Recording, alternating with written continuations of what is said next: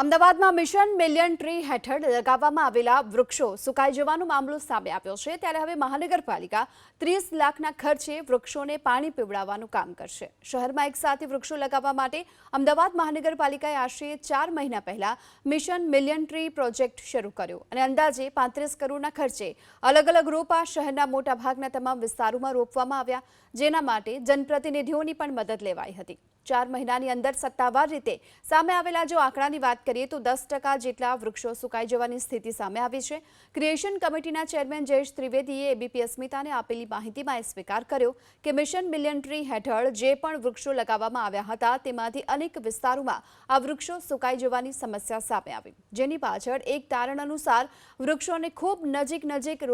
રોપવાને કારણે હવામાં રહેલા ઓક્સિજન અને નાઇટ્રોજન એક વૃક્ષ ખેંચતું હોવાથી અન્ય વૃક્ષને તે પ્રાપ્ત નહોતું થઈ શકતું, એ પણ સામે આવ્યું છે। કઠવાડા જીઆઈડીસી માં રોડ નંબર 8 પર આવેલા તળાવ અને તેના ગાર્ડનની અંદર વૃક્ષો સુકાઈ ગયા છે। આપ આ દ્રશ્યમાં જોઈ રહ્યા છો કે આ ગાર્ડનની અંદર કોર્પોરેશન દ્વારા વૃક્ષો વાવવામાં આવ્યા હતા, પરંતુ વૃક્ષોની યોગ્ય માવજત કરવામાં ન આવતા હાલમાં આ વૃક્ષો સુકાઈ ગયા છે। આ મોટા વૃક્ષો દેખાય છે, પરંતુ આ ગાર્ડનમાં આગળ નાના વૃક્ષો પણ ચોમાસામાં વાવવામાં આવ્યા હતા અને આ નાના વૃક્ષો પણ યોગ્ય માવજતના અભાવે બળી ગયા છે અને આ જે નાના રોપા હતા તેનું તો હાલમાં કોઈ અસ્તિત્વ પણ નથી જણાઈ આવતું। જો કોર્પોરેશનની આ વૃક્ષારોપણ અભિયાનની વાત કરવામાં આવે તો અમદાવાદ શહેરમાં 35 કરોડના ખર્ચે 30 લાખ રોપા વાવ્યા હોવાનો તંત્ર દ્વારા દાવો કરવામાં આવ્યો હતો, પરંતુ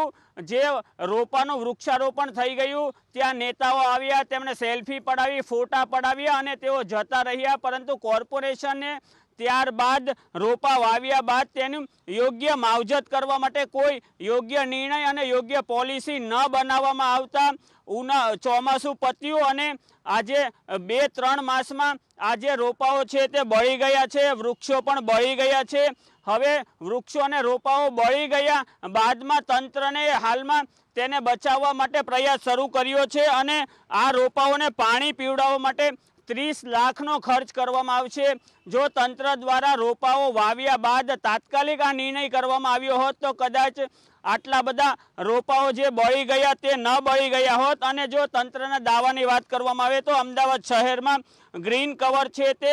12%થી વધારી અને 15% સુધીનો કરવાનો દાવો કરવામાં આવ્યો હતો, પરંતુ આ જે બળેલા વૃક્ષો છે તે ક્યાંક ને ક્યાંક સરકારી દાવાની જે નિષ્ફળતા છે તેની ચાળી ખાઈ રહ્યા છે અને આ જે બળેલા વૃક્ષો છે તે વૃક્ષારોપણ બાદ પણ ક્યારેય સજીવન નહીં થઈ શકે। જો તંત્ર દ્વારા વૃક્ષારોપણ કર્યા બાદ તાત્કાલિક તેની માવજત કરવાનો નિર્ણય કરવામાં આવ્યો હોત તો આ કદાચ રોપાઓ બચી જાત અને અમદાવાદ શહેરના નાગરિકોને ગ્રીન કવર અને ઓક્સિજન મેળવવામાં પણ ભવિષ્યમાં મદદ મળત।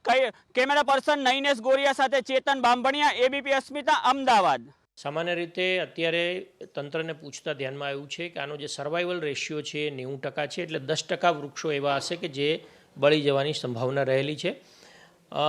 એની ટેકનિકલ માહિતીની બાબતની વાત કરીએ તો એમાં ન્યુટ્રિશન કોમ્પિટિશન થતી હોય છે, કેટલાક વૃક્ષોને છોડને શોક લાગતો હોય છે, એટલા માટે પણ આવું થતું હોય છે, પણ એની સાથે સાથે જે એજન્સીએ આ કામ લીધું છે એને ગેપ ફિલિંગ કરવાની પણ એની જ જવાબદારી આપી છે, તો એ પ્રક્રિયા પણ સાથે સાથે ચાલુ છે। વાત રહી એને પાણી પીવડાવવાની, તો દરેક પ્લોટની અંદર કેટલીક જગ્યાએ બાઉન્ડ્રી પ્લાન્ટેશન કર્યું છે, કેટલીક જગ્યાએ ડેન્સ પ્લાન્ટેશન કર્યું છે। આની અંદર કાં તો કોર્પોરેશનનું કનેક્શન, કાં તો બોર અથવા તો ટેન્કર, આ 3 પ્રકારમાંથી કોઈ પણ એક પદ્ધતિ દ્વારા આપણે પાણી પહોંચાડવાની વ્યવસ્થા કરી છે। ગત સ્ટેન્ડિંગની અંદર કેટલાક પ્લોટની અંદર દરેક ઝોનની અંદર જ્યાં